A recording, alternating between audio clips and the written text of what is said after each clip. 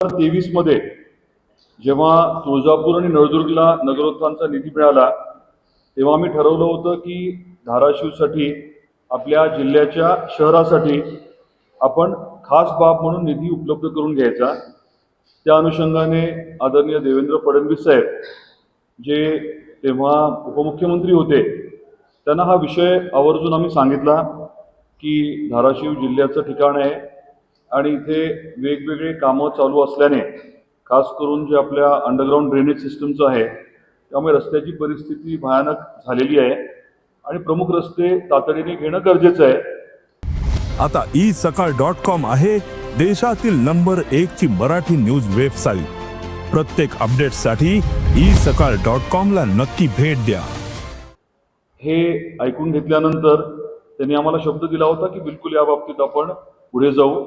त्या अनुषंगाने तत्कालीन मुख्यमंत्री एकनाथरावजी शिंदे साहेबांना त्यांनी हा विषय आवर्जून सांगितला आणि खास बाब म्हणून आपल्याला 23 फेब्रुवारी 2024 रोजी शासन निर्णयाच्या माध्यमातून धाराशिव शहरासाठी निधी उपलब्ध करून दिला होता, साधारण 117 कोटी। या 117 कोटीमध्ये अंदाजे 26 किलोमीटर, मग काही ठिकाणी 9 मीटरचे, काही ठिकाणी 12 मीटरचे रस्ते आणि नाली, आपले जे प्रमुख रस्ते आहेत हे सगळे घेण्यात आले होते। हा शासन निर्णय तुम्ही आधी बघितलेला आहे। दरम्यानच्या काळामध्ये वेगवेगळ्या कारणांमुळे या विषयाला वेळ लागत गेला आणि आता आपल्याला आणि आपल्या माध्यमातून धाराशिवकरांना सांगताना मोठा आनंद होतोय की या विषयाची जी वर्क ऑर्डर आहे, कार्यक्रम आदेश आहे, तो आता देण्यात आलेला आहे।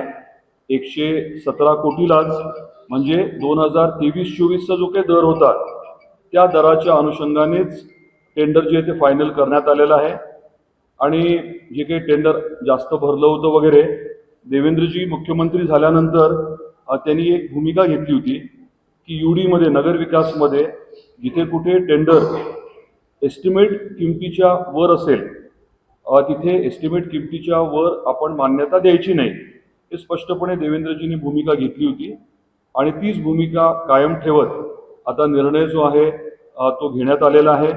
117 कोटीने हे काम जे आहे ते जे कोण लोएस्ट होतं त्यांना देण्यात आलं आणि महत्त्वाचं म्हणजे काही लोकांचं म्हणणं होतं की रिटेंडर करा, आत्ताच्या ह्याने करा। आत्ताच्या ह्याने जर करायला गेलो असतो आपण तर 550 कोटीपेक्षा जास्त लागले असते।